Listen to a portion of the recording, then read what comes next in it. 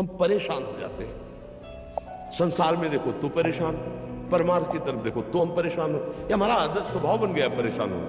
थोड़ा सा धैर्यवान बनो, गंभीर बनो।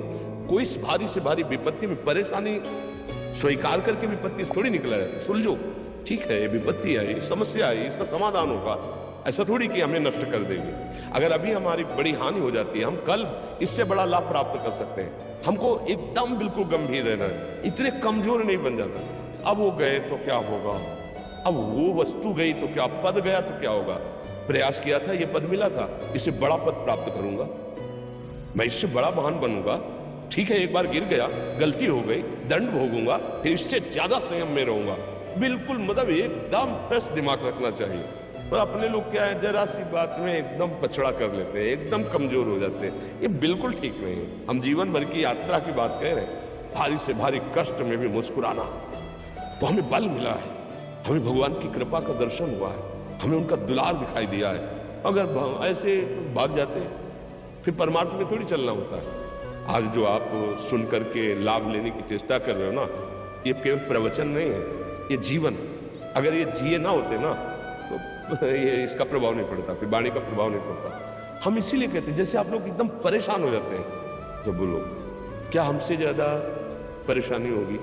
दोनों किडनी खराब, दवाई लाने के लिए पैसे नहीं, पानी रखा है अब उठ के पी नहीं सकते, भीषण शरीर में कष्ट, भीषण बुखार, क्योंकि किडनी फेल, जरा में बुखार, खाने को क्या, रोटी मांग के लाओ। अगर वहां सब्जी मिलती तो लाल मिर्च ऐसी पड़ के मिलती थी कि वो पा नहीं सकते थे। आप सोचो, पानी लाना है तो मुझे लाना है, पीना है तो मुझे पीना है। अगर मैं हारता तो कहां पहुंच जाता, क्या स्थिति होती। नहीं, मरना पर कदम पीछे। कोई दिन ऐसा नहीं जिस दिन सेवा ना की हो, जिस दिन सेवा में ना गए हो।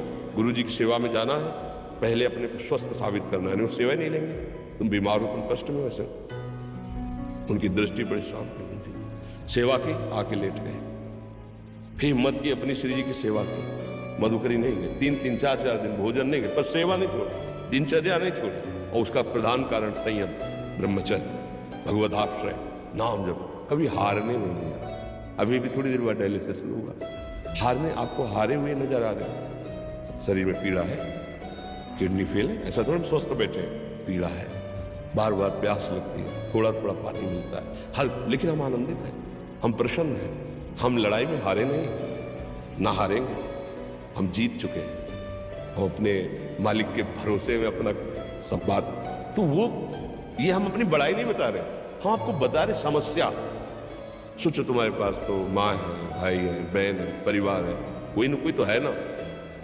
मेरा किसी ने कभी जीवन में ध्यान भी नहीं दिया, क्यों? बचपन से बाबा जी बन गए, किसी से प्यार नहीं, किसी से संबंध नहीं, कोई जानकारी नहीं, हम कहाँ हैं वो कहाँ है, किसी से कोई मतलब नहीं। अच्छा, जवान साधु कौन श्रद्धा करे, कभी गांव जाने की हिम्मत नहीं पड़ती कि रोटी मांग ले। पता नहीं लोग क्या सोचेंगे, क्या भावना कर ले। हम दरवाजे पे खड़े हैं, क्या कैसी भाव, जो हमारे सामने आकाश वृत्ति से आया यौवन अवस्था में, वही पाया है, उनका भूखे रह गए। जब हम हर समय अपने को विवेक के द्वारा सावधान रखें तो हम कभी निराश नहीं हुए, कभी उदास नहीं हुए, कभी ऐसा नहीं लगा कि यार हम दुखी, कभी नहीं लगा। उसी का फल है कि उस सुख का संकेत मिल गया जहां दुख की निशानी भी नहीं है। वही उसी के बच्चे हो, हम सब उसी धातु से बने हैं। हम इतना क्यों परेशान हो जाते हैं? हम ये देखते हैं अपने लोग, थोड़ी बात बिगड़ गई परेशान, नहीं बिगड़ी तो बिगड़ जाने की संभावना में परेशान है। आज सुख है लेकिन कल सुख छिन जाएगा तो हम आज के सुख में सुखी ना होकर कल के दुख के आने की संभावना में भयभीत हो। अब क्या हमारी सोच रह गई? हमको इतना बलवान बनना है कि सुख और दुख दोनों हमको छू न सके। भारी से भारी सुख की व्यवस्था है तो अहंकार में हर्षित होकर किसी का अपमान न करे कि हम धनी, हम पदाधिकारी, अमुक।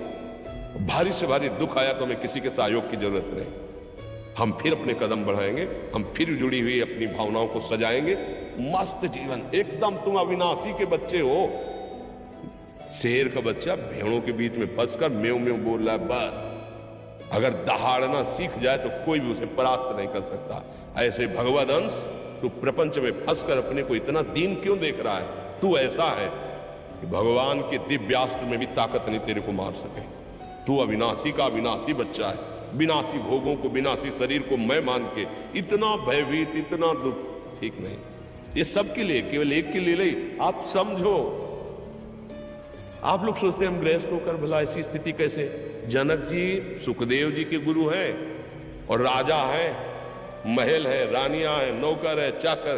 क्या सुखदेव जी जिनके शरीर में लंगोटी भी नहीं है, दिगंबर, परमहंस के गुरु हैं जनक जी जो राजा हैं। समझो आप ऐसा ना सोचे कि अब नौकरी कर रहे हैं, हम संसार में, हम गृहस्थ हैं, हम अध्यात्म की ऊंचाई पर नहीं चढ़ सकते। नहीं, आप एक सरकारी नौकरी या आप किसानी या व्यापार करते हुए आप एक अध्यात्म की ऊंचाई में चढ़ सकते हैं। और अध्यात्म ही है जो तुम्हें इस माया के दुख सुख से ऊपर उठा सकता है। दूसरा, चाहे जितनी संपत्ति आ जाए, आप सुखी नहीं हो सकते। सब देख लो, आंख खोल के देख लो, अध्यात्म ही है जो तुम्हें हर कष्ट सहकर मुस्कुराकर जीने का रास्ता बता देगा कि आप आनंदित हो जाओगे। कुछ नहीं बिगड़ा, अध्यात्म है तो कुछ नहीं बिगड़ा, अध्यात्म नहीं है तो कुछ नहीं बना, कुछ हाथ नहीं लगने वाला।